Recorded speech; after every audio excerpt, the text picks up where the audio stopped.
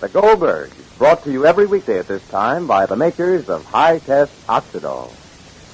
First, though, important news. Tremendously important news for women suffering from wash-day sneeze. Now, you can have all the benefit of wonderfully sneeze-proof soap without paying any penalty whatsoever in wash-day performance or results.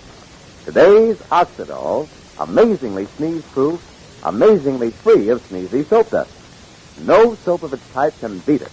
But, and this is important, Oxidol is made to prevent sneezy soap dust without coarsening the soap, without slowing up the speed of sudsing, and with no lessening of that famous slight washing power and safety which made it the choice of millions of women. Remember that when you buy laundry soap again. Today's Oxidol is marvelously free of sneezy soap dust without the slightest loss in washing performance. So, if you get all the hay feverish and red-eyed from clouds of irritating soap dust, switch to high-test Oxidol now. It's unsurpassed for being sneeze-free, plus fast and safe, plus an amazing ability to get white things shades whiter. Why, we hear from women everywhere singing the praises of today's high-test Oxidol, not only from experienced housewives, but from a group of leading washing machine manufacturers, too. The makers of the new famous 1941 Apex Speedliner washer, for instance, far and away one of the largest and most important washer makers in the entire country. They're so impressed with Oxidol's performance, they're now officially recommending it for use in their Apex washers. You see, they've had proof that Oxidol washes clothes as much as 9 to 11 tintometer shades whiter than many other popular soaps. And on top of this magnificent whiteness, it's safe for washable colors. And naturally, they don't want their Apex customers to miss out on Oxidol. Yes, and washer owners, to see this marvelous Oxidol the famous Apex people are recommending at work, stop at your nearest Apex dealer today for a demonstration of it in the latest Apex Speedliner washers. No cost or obligation, no ma'am. And a thrilling preview of the brilliant performance Oxidol can give you every week. And now, the Goldbergs. The Goldbergs are settling down in South Carolina as the guests of the Allisons. Jake's old friend, Mr. Allison, and his daughter, Sylvia, have welcomed the Goldbergs into the bosom of the family into which Sammy is marrying. And there in the Carolina spring, in the quiet town, the Goldbergs should be very happy on this very happy occasion in all family life. However, there's one thing that makes Molly a little anxious, and that is that Sammy's out on the road on business for Mr. Allison and isn't expected home yet for days. Molly, of course, is very anxious to see Sammy after all these weeks of separation. And Molly would be terrified if she knew the truth. For the Allisons are lying. Sammy's gone, and gone for good, as Sylvia well knows. For Sammy discovered just how false, vicious, and hypocritical Sylvia is, and he left. But Mr. Allison believes what Sylvia told him, that Sammy would return. And so he consented to pretend to the Goldbergs that Sammy was away on business. But meanwhile, his conscience bothers him, and would bother him all the more if he knew that a call had come from Glastonbury for Molly, which Sylvia refused to accept. Why don't people pay a little attention to what I want? Hello. William? How many times do I have to tell you to see that my office is never without a box of bicarbonate? Well, I don't see it. All right. Who's downstairs in the store? Oh, the Goldbergs. Well, show them around. I'll be right down.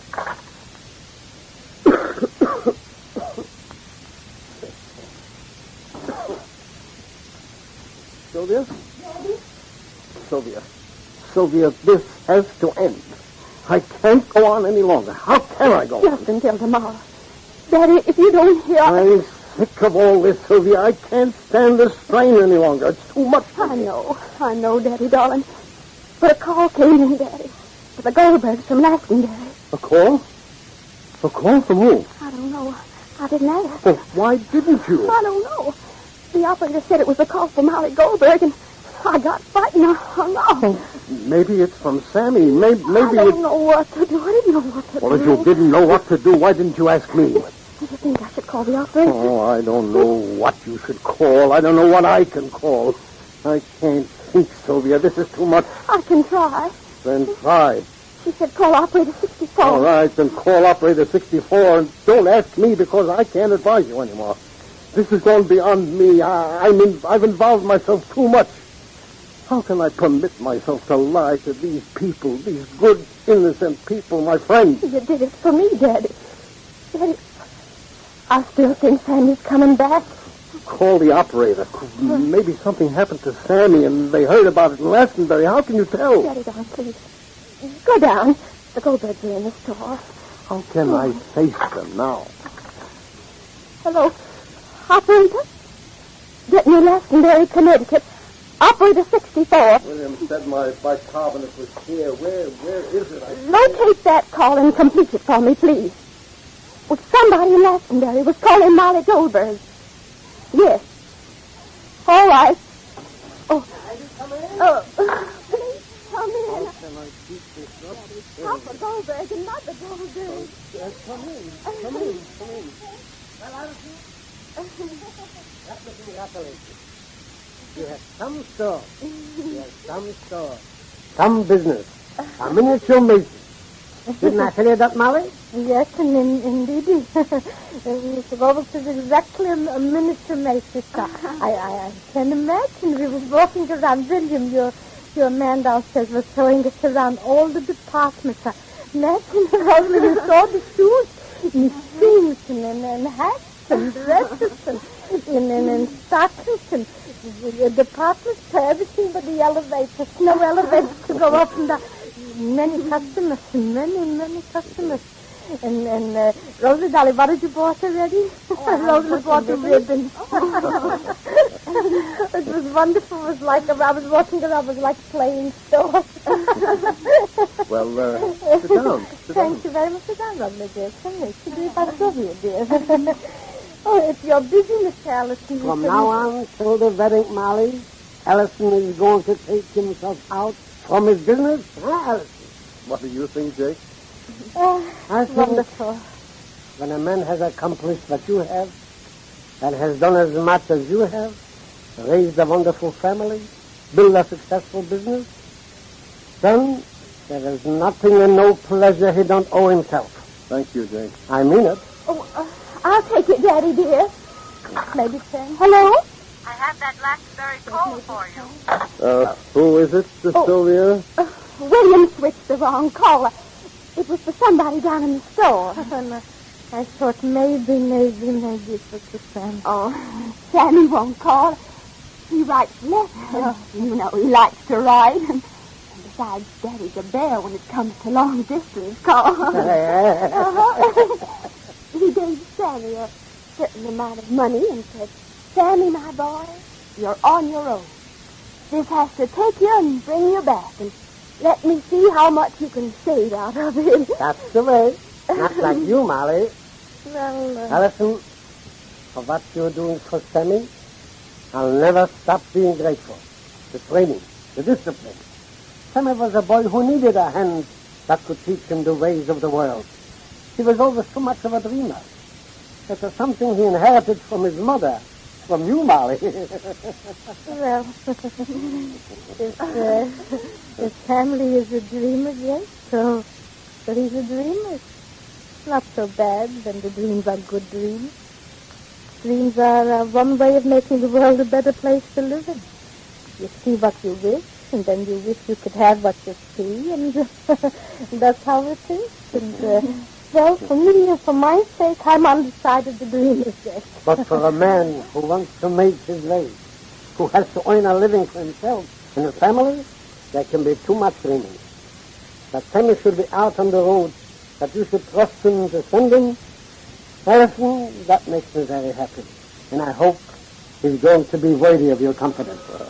Oh, I'll take it, Daddy. Daddy, why don't you... Hello? Hello, this is Glastonbury calling for you. Oh, yes, just a minute. Daddy, there's long distance. Do you want to take it now, or do you want them to call you back?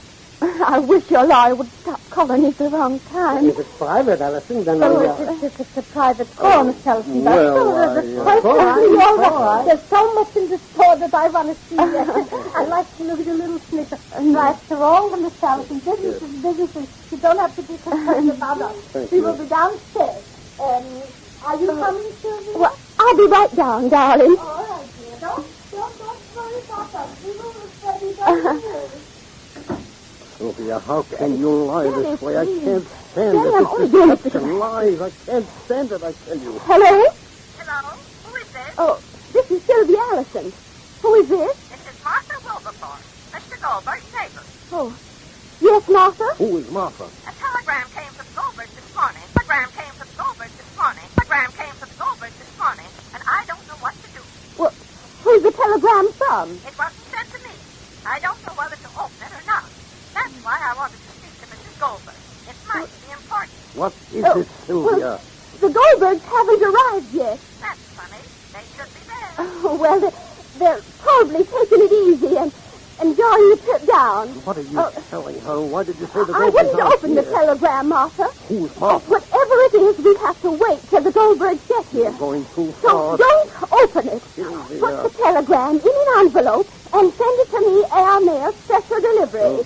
Sylvia. Will you do that, Martha? Too much. Yes, yes, I will. What are you stirring up now? Daddy, This is please, too much. I'm Daddy. telling you, Sylvia. Martha, Too much. listen to me. What are you I'll repeat what I said. Lies. Put the Deception, telegram one unopened lie into an after envelope and another. send it to me air mail, special delivery.